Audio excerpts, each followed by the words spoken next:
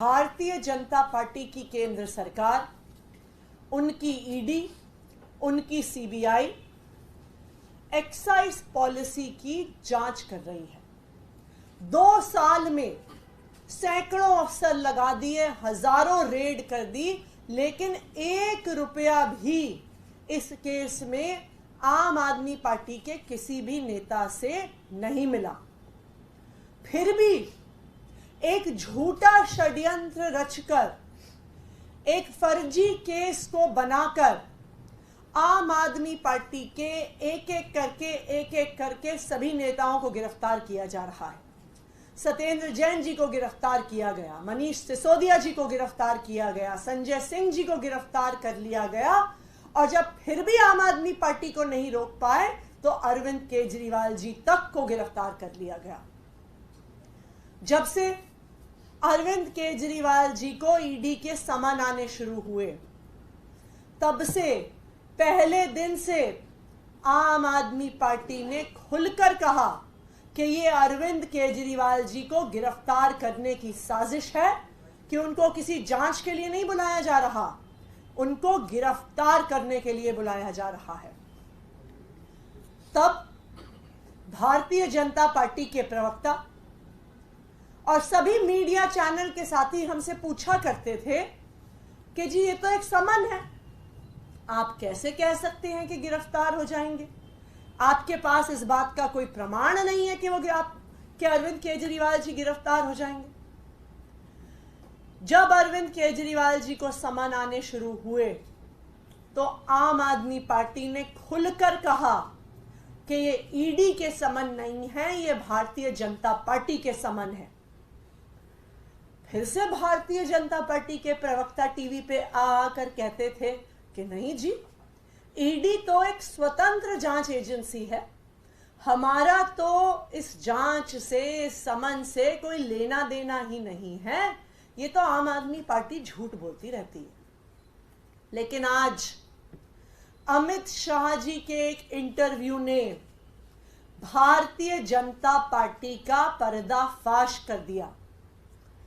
अमित शाह जी ने खुद कह दिया कि भारतीय जनता पार्टी शासित केंद्र सरकार, उनकी इन्फोर्समेंट डायरेक्टोरेट का पहले दिन से इरादा था कि अरविंद केजरीवाल जी को गिरफ्तार किया जाए, अरविंद केजरीवाल जी को जेल में डाला जाए। अब मैं रिक्वेस्ट करूंगी हमारे साथी से कि वो अमित शाह जी का क्लिप प्ले करें, जो पूरे देश के सामने इस षड्यंत्र का पर्दाफाश कर देगा। अमित जी, एक सवाल और, इस चुनाव के पहले 2 सीएम जो है अरेस्ट हुए हैं, केजरीवाल जी अरेस्ट हुए, वो तो अभी भी मुख्यमंत्री हैं, हेमंत सोरेन जी भी अंदर हैं। तो आज सुप्रीम कोर्ट ने ईडी से टाइमिंग ऑफ अरेस्ट पर क्वेश्चन उठाया है, तो इसको आप कैसे देखते हैं? नहीं, देखिए, ईडी सुप्रीम कोर्ट के सामने एक्सप्लेन करेगी जी, मगर मैं बताना चाहता हूँ कि 19 समन के बाद हाजिर नहीं हुई। पहले समन में अगर आए होते तो चुनाव के 6 महीना पहले अरेस्ट हो जाते। इस वीडियो को देखकर साफ पता चल जाता है, इस इंटरव्यू को देखकर साफ पता चल जाता है कि भारतीय जनता पार्टी और उनके राजनीतिक हथियार ईडी का इरादा ही था अरविंद केजरीवाल जी को समन के बहाने से बुलाना और अरविंद केजरीवाल जी को गिरफ्तार करना। आज अमित शाह जी का यह बयान ये साफ कर देता है कि ये पूरा एक्साइज पॉलिसी का मैटर और जो उसकी जांच 2 साल से चल रही है, एक सोची समझी साजिश है, एक सोचा समझा षड्यंत्र है, आम आदमी पार्टी को परेशान करने के लिए, आम आदमी पार्टी के नेताओं को गिरफ्तार करने के लिए, अरविंद केजरीवाल जी को गिरफ्तार करने के लिए। तो आज अमित शाह जी ने साबित कर दिया है, अमित शाह जी के बयान ने देश के सामने इस बात को स्पष्ट कर दिया है, जो आम आदमी पार्टी पहले दिन से कह रही थी कि ये समन्स अरविंद केजरीवाल जी को गिरफ्तार करने के लिए थे। ये जो पूरा जांच है, ये सिर्फ एक षड्यंत्र है, और आज पूरे देश को भी ये पता चल गया है कि भारतीय जनता पार्टी को, प्रधानमंत्री नरेंद्र मोदी जी को, अमित शाह जी को अरविंद केजरीवाल जी से डर लगता है। अरविंद केजरीवाल जी के हमले से डर लगता है। अरविंद केजरीवाल जी जो भारतीय जनता पार्टी के 10 साल के कुशासन को एक्सपोज करते हैं, उससे डर लगता है। इसलिए उन्होंने ये षड्यंत्र रच के उनको जेल में डाल दिया। Thank you.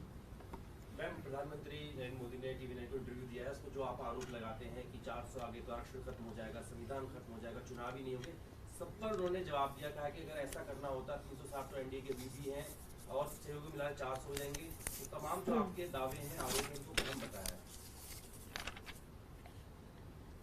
प्रधानमंत्री नरेंद्र मोदी जी इस बात का जवाब दें कि क्यों भारतीय जनता पार्टी से जो सारे जुड़े हुए संगठन हैं और जो सारे जुड़े हुए लोग हैं आरक्षण का विरोध करते हैं। मोदी जी मोहन भागवत जी के सालों से चलते आ रहे बयानों का जवाब दें कि वो आरक्षण खत्म करना चाहते हैं। मोदी जी के फॉर्मर एडवाइजर विवेक देबरॉय जो सालों तक मोदी जी के साथ काम करते रहे, लगातार बयान देते थे कि आरक्षण खत्म होना चाहिए। मोदी जी ये बताएं क्यों चाहिए उनको 400 सीटें, क्यों वो सिर्फ 272 सीटों की बात नहीं कर रहे, क्यों 400 सीटें चाहिए? क्योंकि उनको संविधान को बदलना है, क्योंकि उन्हें आरक्षण को खत्म करना है। मोदी जी जवाब दें कि जो उनके कैंडिडेट्स हैं, चाहे अयोध्या से लड़ रहे एमपी कैंडिडेट, चाहे अरुण गोविल, चाहे देश के अलग अलग हिस्सों से लड़ रहे उनके एमपी कैंडिडेट्स, क्यों कह रहे हैं कि 400 पार चाहिए? क्योंकि संविधान बदलना है। ये बिल्कुल साफ है कि भारतीय जनता पार्टी इस देश का संविधान बदलना चाहती है।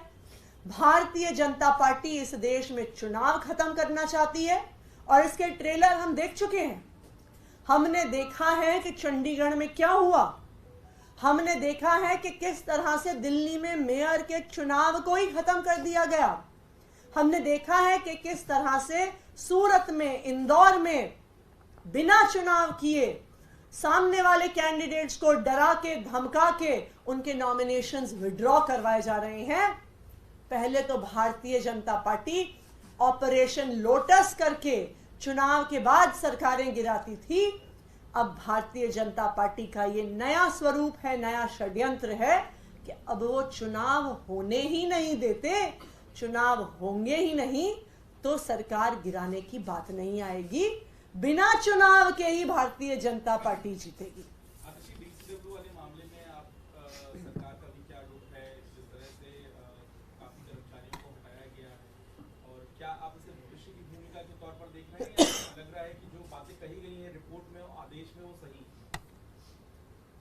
भारतीय जनता पार्टी एक महिला विरोधी पार्टी है। ये वो भारतीय जनता पार्टी है जो प्रज्वल रेवन्ना जैसे व्यक्ति को चुनाव लड़वाती है। ये भारतीय जनता पार्टी वो पार्टी है जो प्रज्वल रेवन्ना जैसे दरिंदे के लिए, जिसके लिए प्रधानमंत्री मोदी जी प्रचार करते हैं। भारतीय जनता पार्टी वो पार्टी है जिसके पास सारी सूचना थी प्रज्वल रेवन्ना की दरिंदगी की, उसके दुष्कर्मों की, फिर भी उसको टिकट देती है, उसके लिए प्रचार करती है। और दूसरी तरफ महिला आयोग जैसी संस्था जो परेशान महिलाओं के लिए, डेस्टिट्यूट महिलाओं के लिए, वायलेंस की विक्टिम महिलाओं के लिए काम करती है, उस डीसीडब्ल्यू को, दिल्ली कमीशन फॉर वुमेन को बंद करने की कोशिश की जा रही है, ठप करने की कोशिश की जा रही है। जिन महिला आयोग की एम्प्लॉइज को हटाया गया है उसमें से कई सारी खुद एसिड अटैक की विक्टिम्स हैं। आज देश में महिलाओं के साथ जो एसिड अटैक होता है उसके बाद वो महिलाएं अपने घर से बाहर निकलने में संकोचती हैं। उनके परिवार उनको घर से बाहर नहीं निकलने देते, उनको नौकरियां नहीं मिलती हैं, वो काम नहीं कर पाती हैं।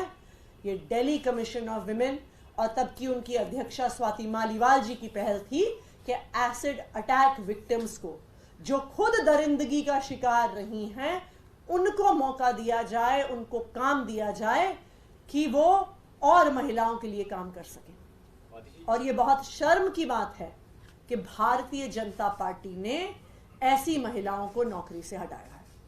राहुल गांधी जो है वो रायबरेली से चुनाव लड़ रहे हैं, आप गठबंधन का हिस्सा हैं, और बीजेपी ये कह रही है कि पूरा जो विपक्ष है वो डरा हुआ है, इसलिए अपनी सीटें बदल कर और ऐसी जगहों से चुनाव लड़ रहा है ताकि एक स्केप रूट ढूंढ सके।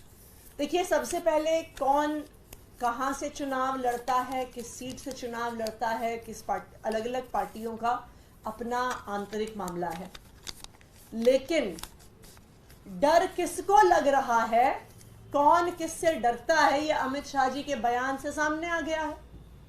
अमित शाह जी ने जब बयान दिया है कि अरविंद केजरीवाल जी को पहले समन के समय ही गिरफ्तार करने का इरादा था, तो ये बिल्कुल साफ है कि भारतीय जनता पार्टी को आम आदमी पार्टी से डर लगता है, भारतीय जनता पार्टी को इंडिया अलायंस से डर लगता है, और भारतीय जनता पार्टी को पता है कि वो इस बार चुनाव हारने वाले हैं।